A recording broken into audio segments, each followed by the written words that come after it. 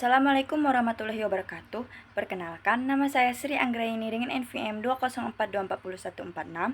Di sini saya ada tugas video menginterview guru yaitu Ibu Destriana, Sarjana Pendidikan di SD 2 Negeri Embacang Baru dengan mata kuliah Telaah Kurikulum dan dosen pengampu Dr. Tio Gusti Satria, Magister Pendidikan.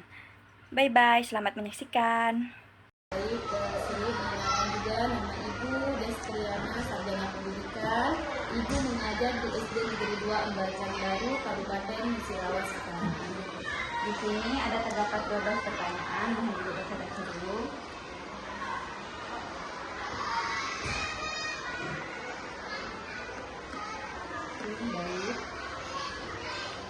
Baik, kita mulai aja Bu ya. Ini ceritanya yang pertama, apakah yang Ibu bisa bagikan tentang kurikulum Merdeka? Kurikulum Merdeka itu adalah kurikulum yang lebih menekankan kepada karakter peserta didik, kemudian kurikulum yang sifatnya lebih fleksibel. Ibu, selanjutnya, bagaimana pandangan Ibu setelah menerapkan kurikulum Merdeka? Pandangan saya setelah saya menerapkan kurikulum Merdeka, pada saat saya menerapkan kurikulum ini, saya merasa tidak kejar tayang terhadap materi yang saya ajarkan. Biasanya, perbedaan mendasar apa yang Ibu rasakan antara kurikulum sebelumnya dengan kurikulum Merdeka? Perbedaan yang saya rasakan pada kurikulum Merdeka ini, saya lebih mengetahui kondisi awal peserta didik saya, karena pada saat awal tahun pelajaran saya memberikan sebuah analisis diagnostik. Pada analisis itu saya lebih bisa mengetahui karakter dari peserta didik saya. Apakah yang Ibu sukai dari implementasi kurikulum Merdeka?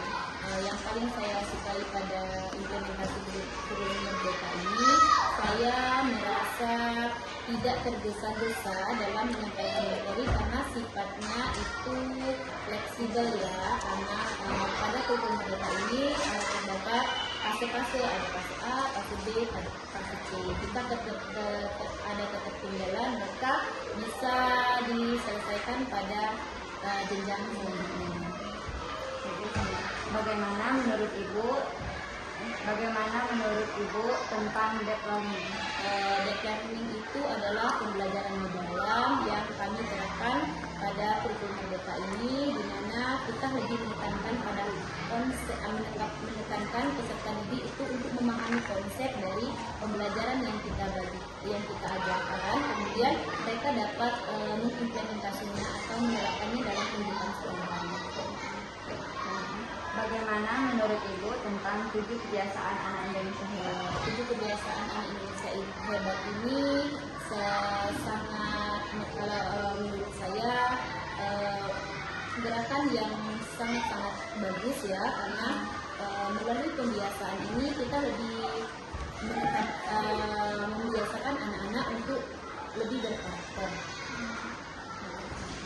Apakah Ibu terlibat pada kelompok belajar atau organisasi belajar seperti GSM, Gerakan Guru Menyenangkan, DL, Bantuan Guru Belajar Lagi, atau SBI, Sekolah Guru Indonesia, atau lainnya? Oke, kebenaran sekali. Saya ini termasuk alumni dari SBI pada tahun 2025. Sekolah SBI ini adalah sekolah yang diluncurkan oleh Dompet UAK, di mana kami sepenuhnya diberikan beasiswa untuk belajar di SBI ini. Menurut Ibu, seberapa penting bagi seseorang guru membaca seperti hasil penelitian terbaru atau novel, komik, wasa untuk mendukung profesionalitas? Tentu sangat penting sekali kita sebagai guru itu harus banyak-banyak membaca, karena dengan membaca kita bisa membuka jendela dunia ya, karena membaca itu sangat penting juga untuk mendukung profesionalitas kita, seperti novel, komik boleh, kemudian juga hasil-hasil penelitian itu sangat penting bagi kita sebagai seorang guru, karena itu adalah profesionalitas kita, jangan sampai kita ketertinggalan pada era zaman sekarang ini. Jadi dengan membaca kita bisa lebih memahami. selanjutnya, menurut Ibu, seberapa penting bagi seorang guru dalam menulis seperti buku, artikel, atau tulisan ilmiah di media digital? Oke, sangat penting ya Dek ya, karena menulis juga, melalui menulis kita bisa juga berbagi praktik baik kepada teman-teman sekitar kita guru, kepada peserta didik kita juga, sebagai literasi juga. Jadi kita sebagai seorang guru sangat penting dalam menulis artikel ilmiah, baik menulis itu secara digital juga atau secara buku secara langsung. Apakah terdapat pengalaman mengajar yang dapat dibagi untuk membantu kami sebagai mahasiswa dalam mencintai profesi ini? Oke, sebagai seorang guru tentunya setiap harinya kami itu adalah pengalaman berharga menjadi seorang guru. Ketika saya melihat peserta didik saya yang sebelumnya misalnya belum bisa membaca, kemudian saya ajarkan menjadi bisa membaca, kemudian kita juga mencintainya dengan hati, tentu itu adalah pengalaman yang sangat berharga bagi kami sebagai seorang guru. Jadi sebagai adik, sebagai calon guru nantinya bisa intinya kalau prinsip ibu ya, cintai mereka dengan hati, pasti mereka juga mencintai kami dengan hati.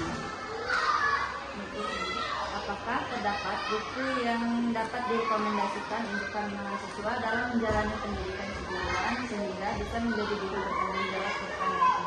Banyak sekali ya Dek ya, apalagi sekarang buku di perpustakaan kami itu banyak sekali. Jadi apapun itu buku yang dapat memberikan pemahaman yang lebih dengan pembelajaran sekarang. Contoh banyak ya, ada buku yang Ki Hajar Dewantara, kemudian buku tentang kurikulum merdeka, itu banyak sekali. Jadi buku apa saja yang bisa mendukung profesionalitas kita sebagai seorang guru. Dan yang terakhir, keterampilan apa yang Ibu sarankan untuk kami mahasiswa pelajari agar menjadi guru-guru lagi? Yang pertama itu keterampilan dalam mengelola kelas. Jadi kita sebagai seorang guru harus bisa mengelola kelas kita, karena kita itu adalah contoh juga bagi siswa kita. Kemudian kita harus bisa memahami apa sih kelebihan dan kekurangan para peserta didik kita, biar dia merasa nyaman dengan kita. Itu saja.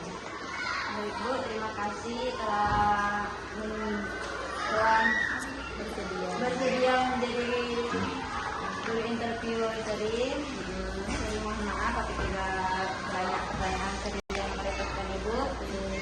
Untuk itu, wassalamualaikum warahmatullahi wabarakatuh. Waalaikumsalam warahmatullahi wabarakatuh. Terima kasih Bu ya. Ya, Baik, terima kasih telah menyaksikan video saya dengan Ibu Destriana, Sarjana Pendidikan. Saya akhiri, apabila ada salah kata dari kami mohon maaf. Kepada Allah saya mohon ampun. Apabila taufiq wa hidayah, wassalamualaikum warahmatullahi wabarakatuh. Bye bye, terima kasih.